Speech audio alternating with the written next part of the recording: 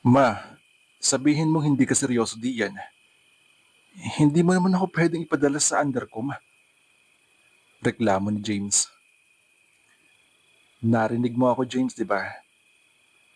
Tigilan mo na yung pagiging tambay mo. Tingnan mo nga sarili mo. 29 ka na, pero wala ka pa rin masasabing achievement. Palagi nilang kasiyahan yung ginagawa mo, yung inaatupag mo, ni hindi mo naisip na makakatulong sa mga negosyo natin. Mariing sabi ni Mrs. Monica. Isa ang undercom sa pinakamahinong kumita sa mga kumpanya nila. At narinig pa nga niya sa mga magulang niya na pinag-iisipan ng mga ito na ipasara ang kumpanya. Katakatakang doon pa siya gustong dalhin ng ina nang dahil lang sa iskandalong kinasangkutan niya. Mukhang seryoso ang ginang, kaya nag-isip siya ng ibang taktika. Nginitian niya ito ng sobrang tamis at nilapitan ito para lambingin. Pero batok ang nakuha niya sa ina. Manaman, angal niya habang hinihimas ang ulo. Seryoso ako, James, ha? Tsaka tigilan mo na yung mga kalokohan mo. Ang tinutukoy ng ginang ay ang huling iskandalong kinasangkutan niya. May nakakita sa kanya habang nakipaglampungan sa isang babaeng may asawang artista. Laman siya ng tabloids noong nakaraang linggo dahil doon. Alam mo bang galit na galit sa iyo ang ama mo nang nakaabot sa kanya ang balita? Nasa konferensya sa Singapore. Pero ini-stress mo siya kahit na nasa malayo siya. Hindi siya nagsalita para hindi na lalo pang magalit ang kanyang ina. Okay ma, inaamin ko na nagkamali ako ng maliit. Pero sa undercom, ma hindi ka seryoso diyan. Di ba ipapasara na ninyo ni Papa yon? Tinaasan lang siya nito ng isang kilay nang ituring niyang napakaliit na mistake lang iyon ang huling iskandalong kinasangkutan niya, pero hindi na ito nagsalita. Hindi na namin ipapasara ng papa mo ang undercom dahil pumayag na si Bella na maging creative director ng kumpanya. Ang presensya niya sa undercom ay napakalaking tulong sa ating kumpanya para makaahon ulit. At ikaw ang magiging marketing director. Nanlaki ang mga matang tiningnan niya ang ina. Si Isabella Valencia ba ang tinutukoy mo, ma? Siya ba yun? At siya ang dadalhin mo doon? Napapantastikohang tugon niya. Ma, lalong hindi ako papayag na lumipat doon. Si Bella Valencia, ang kanyang kababata, na sa hindi niya malaman dahilan, ay galit na galit sa kanya nang umuwi siya mula sa Amerika. At ang itsura nito ngayon, hindi man lamang yata marunong ito mag-ayos ng sarili. Palagi ito naka-black makeup at lagi ang kasuotan nito ay kulay itim na para ba nagluluksa. Isa lang ang salita na pumapasok sa isip niya kapag naalala ang babae. Ang weirdo nito. Dati ay sanggang dikit silang tatlo nito at ni Carla nang hindi pa siya nagmamigrate sa Amerika. Sila lang ang lagi magkakasama at magkakalaro. Naalala niya, cute na cute ang Bella na kalaro niya dati. Mukha nga itong manika noong 5 taon pa lang ito. Nang nagbalik siya, ay malaki ang pinagbago ng babae. Nawala na ang cuteness nito at pinalitan iyon ng nakakatakot na itsura. Sa pagkakaalala niya sa itsura ni Bella, nang huli silang magkita, ay itim na itim at may kakapalan ng kilay nito na tila hindi nakatikim ng kahit ahit man lang. Nag-stand out lagi ang mga mata nito na pinapalibutan ng makakapal na black eyeliner at eyeshadow. Tama rin ang sinabi ng mama niya na maaaring ma-revive ang undercom dahil sa pagkuha ng mga ito sa dalaga. Mahusay si Bella at totoo naman iyon at may pangalan na rin ito sa mundo ng pagpipinta bagamat hindi ito public. Kilala ito bilang Isabella Valencia the Painter pero hindi alam ng mga tao kung ano ang itsura nito. Muli ay nagbalik ang kanyang isip nang marinig niya ang salita ng ina. Wala kang magiging choice, James. Dahil pamula ngayon ay puputulin ko na ang allowance mo. At wala kang makukuha sa amin na hindi mo ngayon pinaghihirapan. Ma, hindi mo gagawin yan. Protesta niya. Bakit? Bakit hindi ko kayang gawin ha? Iho, para din sa iyo to. Para maintindihan mo yung salitang responsibilidad. Kahit na malaman mo iyon sa mahirap na paraan. Pero mama, undercom at saka sa Bella, parang hindi naman mag-work yun eh. Tsaka kilala mo naman kami, di ba? Parang kaming langis at tubig nun. Hindi pwedeng pagsamahin. James, kailangan natin siya. Kailangan pakasamahan mo siya. Giit ng ina. Akma mapoprotesta pa ang binata, ngunit inunahan siya nito. Tapos na ang pag-uusap na ito, James.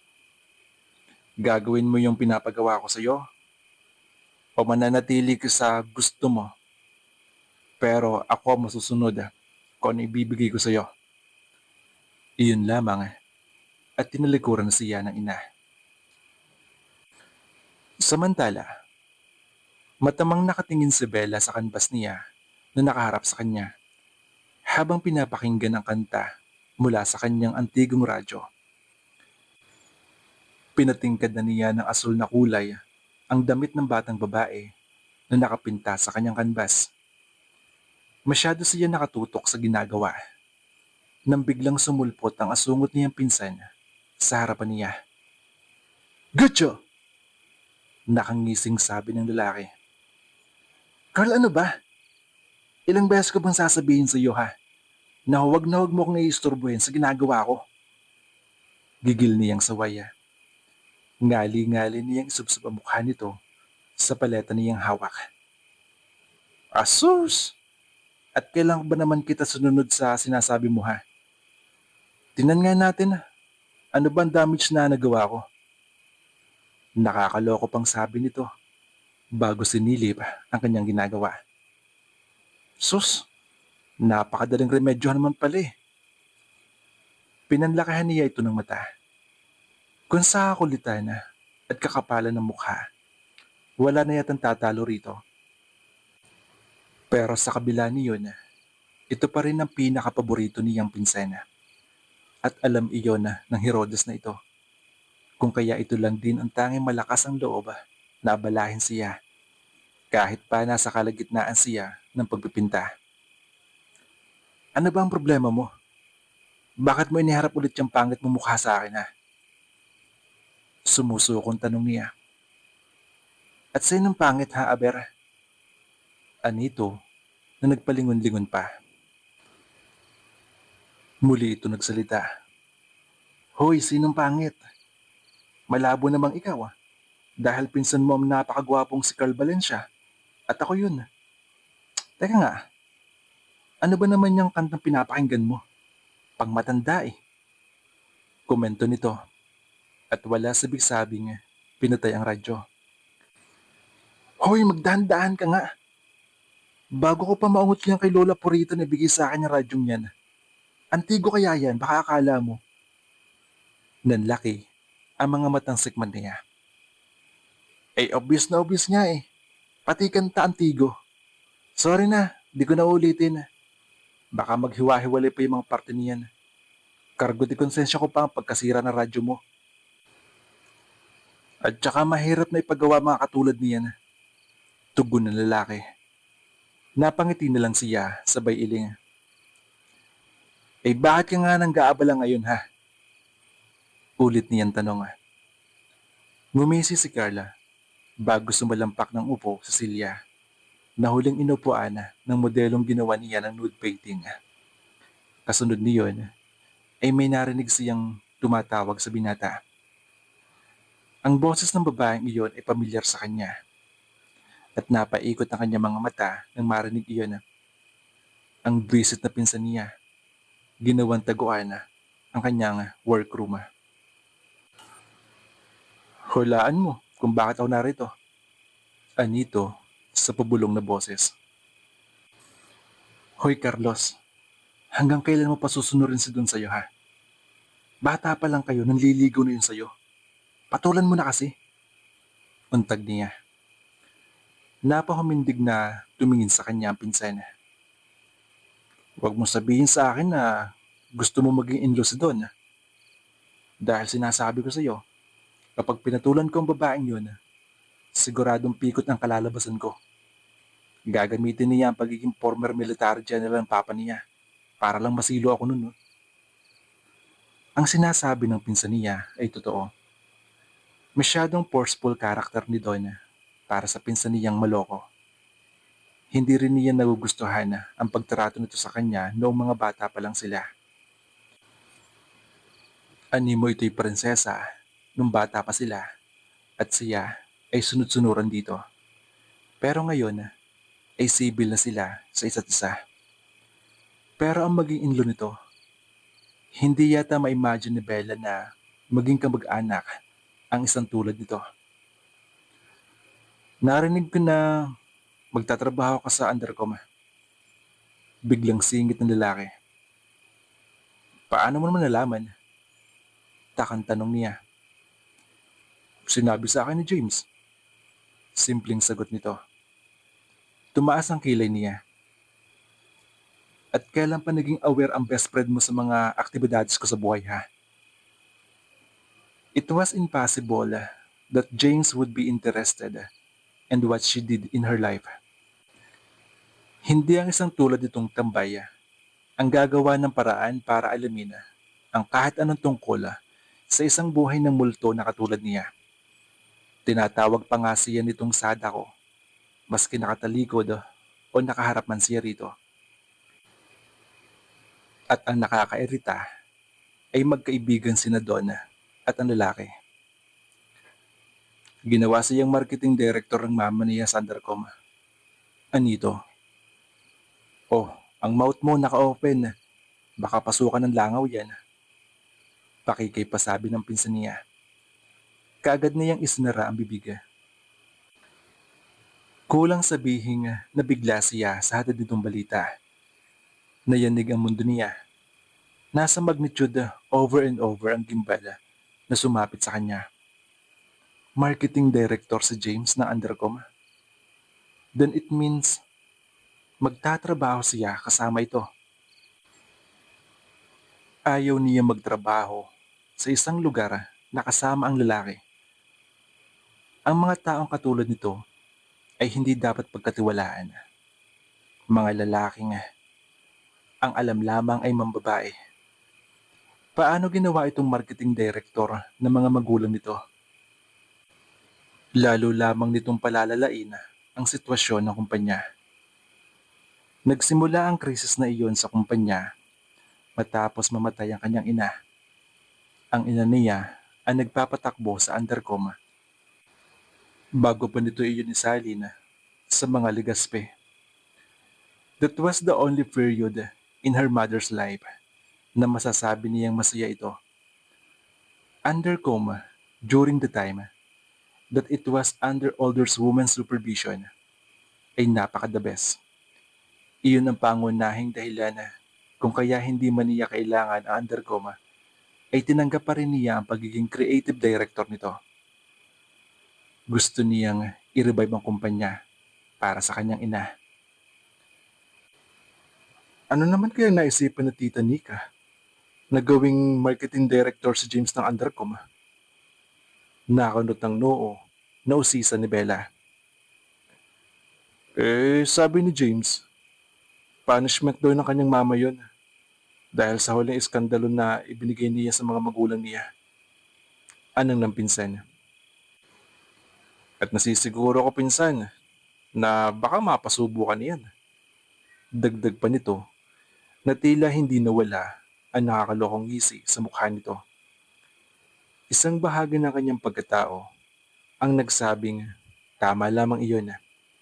Tama lang na parusahan ito ng mga magulang nito. He had been the most selfish creature she had ever met. Ni hindi man lang naisip ni James na tumulong sa mga magulang, samantalang ito lamang ang nag-iisang tagapagmana na mag-asawang Legaspi. As carefree as he was, tila hindi nga yata kasama sa bokabularyo nito ang salitang responsibilidad. Tulungan sana siya na nasa itaas. Kung totoong magiging marketing director ng Undercom ang hinayupak na lalaking iyon, kailangan niyang paghandaang mabuti ang kanilang nalalapit na pagharap. James was a very good-looking man at sigurado si Bella na alam ng Herodes iyon. Habang punong-puno na kumpiyansa na nakasandal ito sa office desk niya at nakangisi. Talk about bad luck. Ang lalaki pa ang una niyang dinatnan nang pumasok siya sa bago niyang opisina. Nakakabwisit, isip niya. Good morning! Bati nito sa masiglang tono. Punong-puno na kapilyuhan ang mga mata. Sabihin mo nga sa akin sa dako, Bella, wala na ba ibang laman yung closet mo, maliban sa black? Masama ang tingin na ibinato niya rito. Ito ba ang sisira ng first day niya sa opisina? At bakit naman gagawin nito yun? Pero wala siyang oras para sa mga kalokohan ng binata. Nasira na ng ama niya ang kanyang umaga na magpunta ito sa bahay niya. Kunwari ay dinadalaw siya.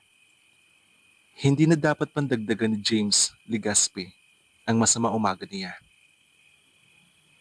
Anong ginagawa mo rito? Tanong niya.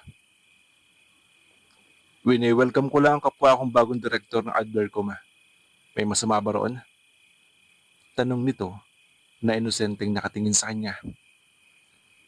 Nakita mo na ako, pwede ka nang lumabas. Malamig na sagot niya. Actually, she was hoping that her tone was cold. Matagal na niyang pinag-practice ang ganon tono sa mga taong hindi niya gusto para maramdaman ng mga itong hindi sila importante sa kanya.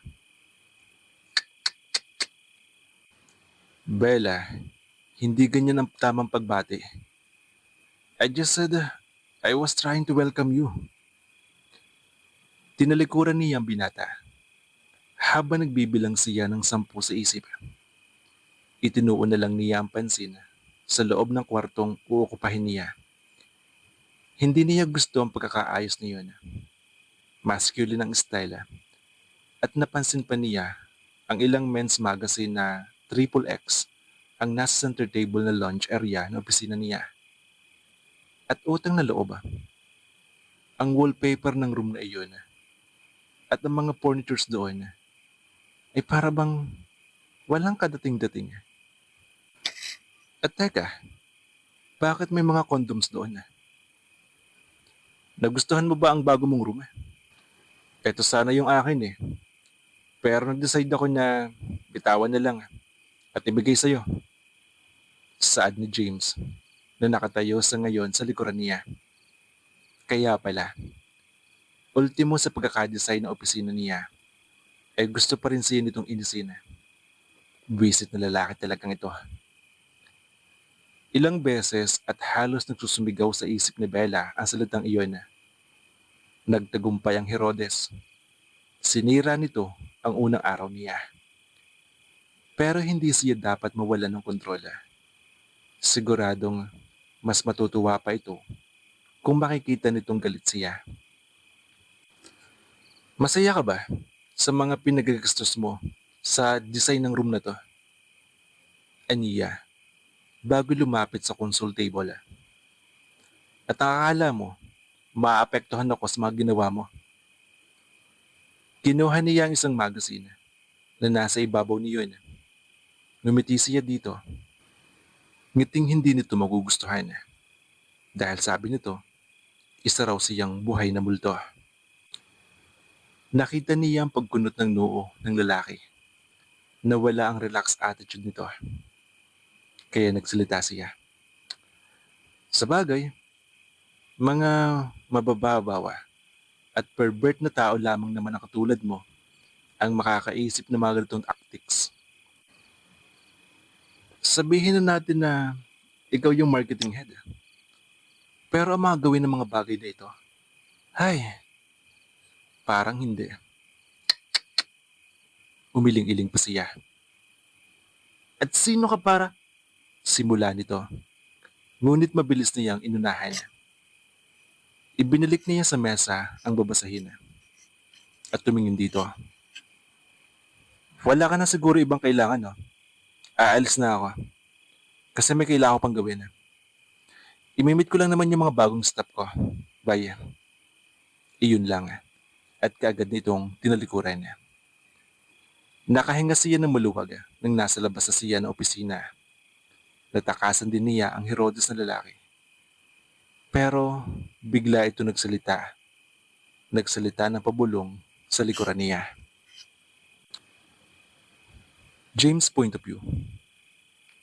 Hindi ko sinasabing tapos na tayo mag-usap, babaeng multo. Bulong ni James kay Bella. Pagkatapos niya itong habulin. Sapat ang lapit ng katawan niya rito para maamoy ang mabining pabango na gamit nito. Pabangong ternong-terno sa ayos ito. Naamoy din niya ang buhok nito.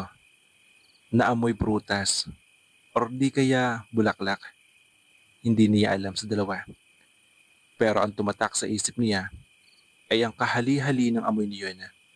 Bahagya siya natigilan. Ngunit lalo lamang siyang namangha nang biglang humarap sa kanya ang babae at natitigan niya ng malapitan ang mukha nito. Isang dangkal lang ang layo sa mukha nito sa mukha niya. She still had it. Those long, curly eyelashes and soap brown eyes na binagay ng maliliit na mukha nito. Makinis ang quotes nito. Not even a single blemish on her face. Natural ang arko ng mga kilid nito at wala na ang pierce na hikaw na dati ay naroon. At ang mga labi nito, it's neither than full nor thin, but with the right plump na para bang kay sarap halikan. Bakit ganyan ka makatingin ha? Anito ng babae na nag-aalinlangan boses. Tumutok ang mga mata niya sa mga labi nito. Ang mga labing ito, bulong niya. Naalala niya ng kabataan nila bago pa siya tumulak patungong Amerika ay nagnanakaw sila ng makopa na tanim ng hardinero nila na si Mang Jaime. That fruit reminded him of her lips, and it was even deterred by her black lipstick. Dahil hindi natakpan ng lipstick nito ang hugis na katakam-takam ng mga labi na iyon. Hindi na nakapag-isip si James. Bigla niyang hinila ang dalaga at hinapit ito sa baywang. Kaagad niyang siniil ng halik ang mga labi nitong bahagyang nakaawang dahil siguro sa pagkabigla. Gusto niyang malasahan ang mga labing iyon. Gusto niyang malaman kung katulad na nga ng makopa ang texture ng labi nito. And it was even better. Much, much better. But his taste test only lasted for more than second dahil kaagad siyang itinulak ni Bella. Para siyang natulig nang bumali ang mukha niya sa kaliwa dahil sa sampal nito. Pakaramdam niya ay namamaga ang kanyang pisngi dahil parang namamanhid iyon ngayon. Bastos! Napakabastos mo talaga! Galit na sigaw nito. Pulang-pula ang mukha nito. Nawala ang pamumutla na lalo nag-compliment sa ganda nitong noon lang niya muli natuklasan. James wondered What was the real color of her lips behind that black lipstick? Napatingin siya sa ilang tauhan ng undercom na nakapwesto sa labas ng opisina ni Bella. Maang na nakatingin ng mga ito sa kanilang dalawa. Saka siya muling natilihan. Ano bang ginawa niya? Nahalikan ba niya ang babaeng tinatawag niyang Sadako? Tinitigan niya ang babae na noon ay halos mangiyak-ngiyak dahil siguro sa galit sa kanya. Ngayon ay hindi na ito sa Sadako sa paningin niya. Kasalanan mo kasi, sabi niya sa babae. Namamanghang tinitigan siya ng kababata. Alam niya ang iniisip nito na paano ba niya nasabi ang mga salitang iyon. Hindi ba't siya pa nga ang basta-basta na lamang dumaklot dito at humalik? Pero totoo namang kasalanan nito. Gumanda ka na kasi sa paningin ko eh. Dagdag pa niya bago sinalat ang sariling labi. Alam niya na may natira pang stain na black lipstick sa kanyang labi. Hindi niya na siguro kung nandun pa rin ang tongue piercing nito. Hindi siya naging ganong kaswerte para malaman iyon. Muli na yan tinitigan ang light brown nitong mga mata. Nalulunod siya sa mga iyon. Siya man ay nabibigla rin sa inakto niyang iyon, sa nararamdaman niyang iyon, na para bang may nagising sa loob niya na dating tulog. Nabigla rin siya sa kanyang ginawa at alam niya na ito ang first kiss ng babae. Nakapagtatakang masaya siyang malaman iyon. Tigilan mo na ang kakatitig mo sa akin. O baka namang isipin kong gusto mong halikan kitang muli. Babala niya. Ginawa ko na. Hindi ako mahingiming gawin ulit iyon. Naningkit ang mga mata ni Bella. Ang ilong nito ay namumula na. Galit na galit ang itsura nito. Gamay na niya ang ekspresyon ng babae. Gusto siya nitong sugurin, pero hindi nito iyon ginawa. Alam mo ikaw, simula ng babae. You are the most despicable, most evil, most irresponsible man I have ever met. Hinalikan mo ako para lang sirain ang araw ko. Abay congrats, dahil nagawa mo. Tinalikuran niya ito. Hindi maintindihan ni James kung bakit niya hinalikan ng babae at kung bakit gayon na lamang ang pagpipigil niya na huwag halikan itong muli. Hindi pa rin ako makapaniwala kay Tita Monica na ikaw ang ginawang head marketing department. Napaka-irresponsible mo. Halos sumisigaw na sabi nito habang hinahabol siya. At ikaw pa ang magpapalubog sa kumpanya lalo. Hinarap niya ito. Ang mga salita nito ay matatalim na at masakit sa pandinig niya. Karamihan naman sa salitang iyon ay galing sa kanyang ama. Ganyan talaga. Kibit balikat pang sabi niya. I can just please accomplish people like you. Sagot niya. Natigilan talaga. Hindi ka agad nakasagot. Hindi ito makapaniwala sa narinig mula sa kanya. Wala kang pakialam sa mga sasabihin ko, ha? Tiningnan niya ito at dahan-dahang nilapitan. Natigilan ng babae sa ginawa niya. Sabay ring umatras ang babae. Oh, dyan ka lang, sabi nito. Huwag kang lalapit. Inextend pa nito ang mga kamay para pigilan siya. Para bang handang-handa siya nitong itulak kung sakaling dumaiti ang anumang parte ng katawan niya sa balat nito. Natatakot ka ba sa akin, Bella?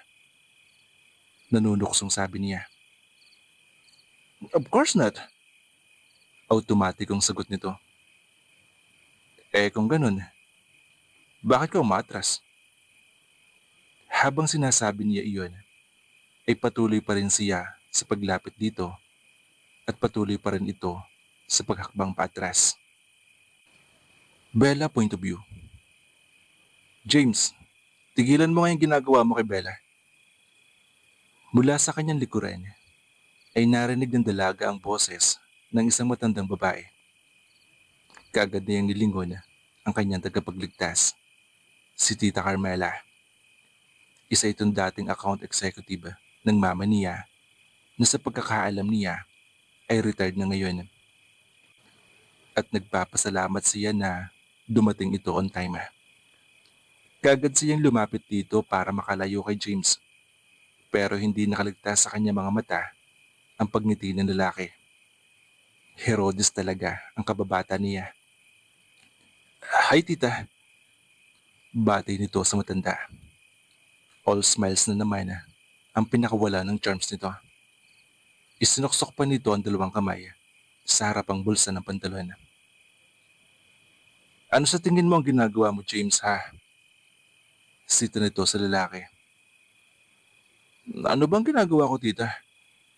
Nilalapitan ko lang si Bella. May masama ba doon? Nakita kong hinalikan mo siya.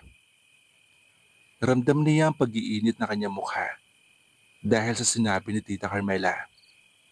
Nilingon niya ang mga empleyadong tila nakapanood ngayon ng isang magandang eksena na komersyal. Pero hindi iyon ang akto lang. Talagang biglaan, hinalikan siya ng binata.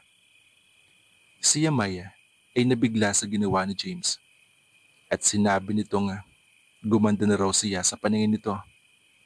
Anong rason iyon? Dahil doon, kaya basta-basta na lang siya nitong hinalikan. Pinaglalaroan siya nito. Siguradong sigurado siya na hindi siya kailanman magugustuhan nito. Isa nga siyang babaeng multo, di ba? Sa paningin nito. Ah, yan ba tita? Naggipit balikat ito. Sorry, nabigla lang ako eh. Nambabata si Bella sa lalaki. Ano bang pinagsasabi nito? Hindi na niya talaga ito maintindihan. Gusto mo lang kasi sirain ang unang araw ko dito sa undercom. Sita niya. Ngumiti lamang ito sa kanya. Pero hindi sinagot ang sinabi niya. Lalo nagsumigla ang inis niya at akmang sisinghalan niya ito. Pero naunahan siya ni Tita Carmela na magsalita. Bilang general manager niyo, I won't allow this kind of attitude, James. You should be more proper in dealing with your colleagues, especially with Bella. Direkta mo siyang makakasama sa trabaho. Kaya mabuti pa, humingi ka ng sorry sa kanya. Ang lalaki naman ang parang nabigla sa sinabi nito. Para saan naman tita? Anito? Dahil biniro mo siya at hinalikan. Walang gatol na tugon na matandang babae na nakataas ang noo. Kayo naman tita oh. Pakiramdam ko bumalik ako sa pagiging kinder. Tita, joke lang yun. Muli itong ngumiti at nilipitan ang kanilang GM. Bahagya siyang lumayo habang humahakbang palapit sa lugar nila ang binata. Napansin iyon ni James. Ngumisi ito sa kanya. Lalo tuloy mas naging definite ang kagwapuhan nito kahit pa para sa kanya ay masyadong pilyo ang pagkakangisi nito. Lalo lang siyang nainis dahil doon na. Relax, Bella. Anito. Saka binalingan si Tita Carmela. And I don't say sorry for kissing a girl. Hinalikan nito sa pisngi ang matanda bago siya kinindutan. Napaka-playboy talaga. Pagpapadala lamang ako ng tao para ayusin yung room mo. Huling sinabi nito bago sila tinalikuran. Kita niyo yung asal ng lalaking yun, tita. Kaagad niyang baling kay Tita Carmela. Ngumiti muna ito sa kanya ang matandang babae bago binalingan ang mga empleyado. Oh, tapos na ang palabas.